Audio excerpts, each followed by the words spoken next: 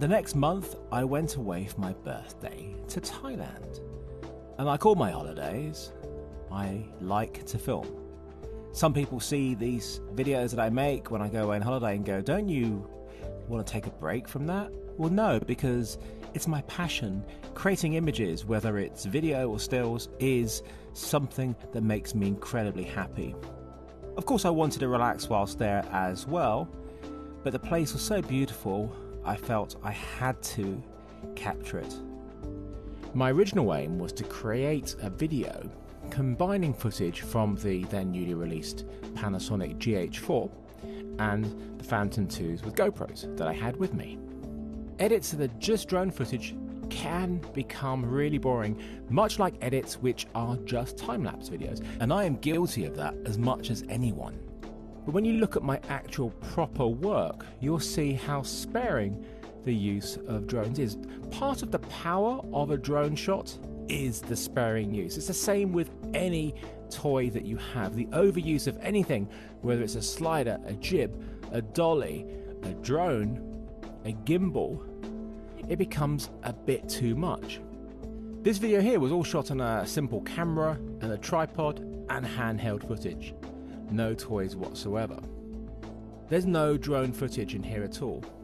At this point, I hadn't made any videos using drones that I really liked, and I really did want to make one which was just entirely shot with a drone that worked really well.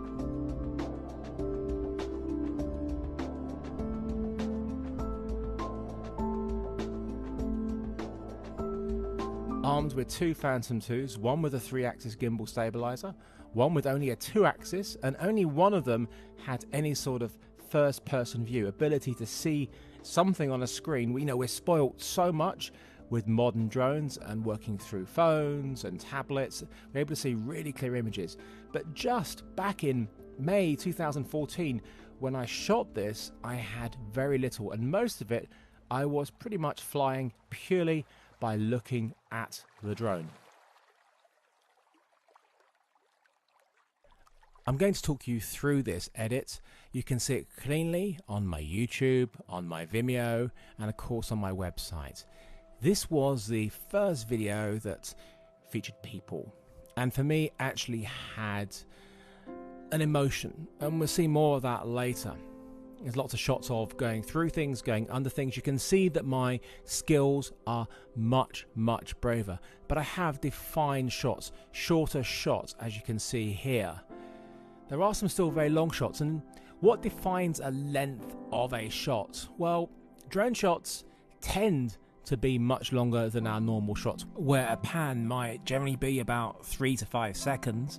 Some drone shots can be, really long. It just depends on what you feel works for you.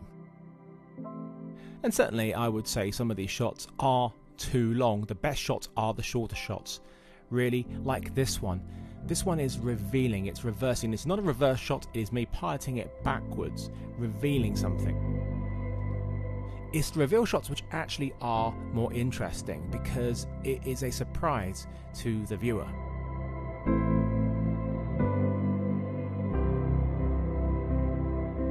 Shots like this people see and go, oh my god, that's really brave, but actually it's just line of sight, flying very straight and being very, very careful. This one I wasn't actually flying. I'll show you how I did this just after the video. This is one of the longest shots in the video. We talk about length, but for me this shot totally deserved it. Whilst the earlier shot was a bit boring, this showing this village at low tide was really strong, and I wanted to linger on it, to leave it, for you to take it in. The problem with fast edits is it doesn't give you a chance to really take in something, and if the shot is worth it, then use it. The vast majority of my shots are pretty simple, going forwards or going backwards, or going under things and over things. Why? Just because I like that, and I was getting braver.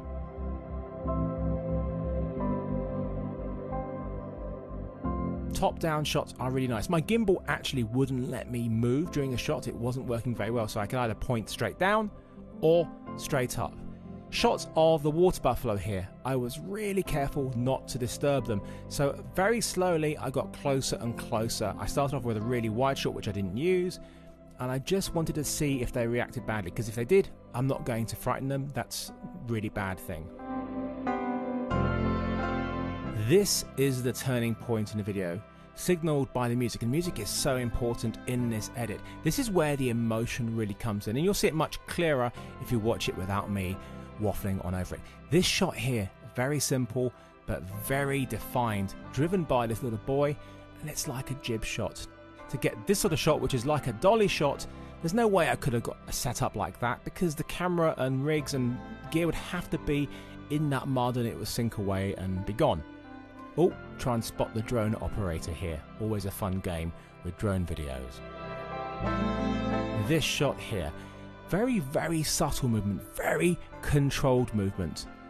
And it creates a sequence. This little boy was so easy to direct. I simply gestured to him to run and walk towards me and stuff like that.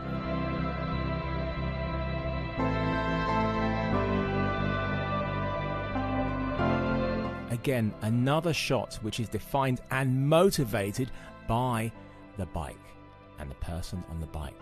And then a shot which you couldn't do any other way. Wow. And sometimes you put in shots which aren't perfect, and I tried really hard to keep it dead center on that shot, but I still really liked it. You always aim for perfection, but you don't always get it.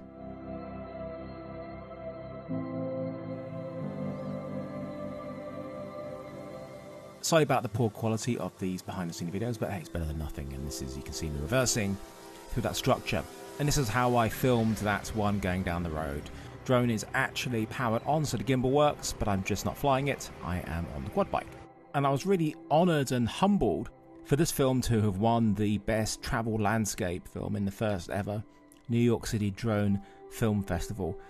I would say this was my first proper edit, and I still am incredibly proud of it. Anyway, time to go back to the desert.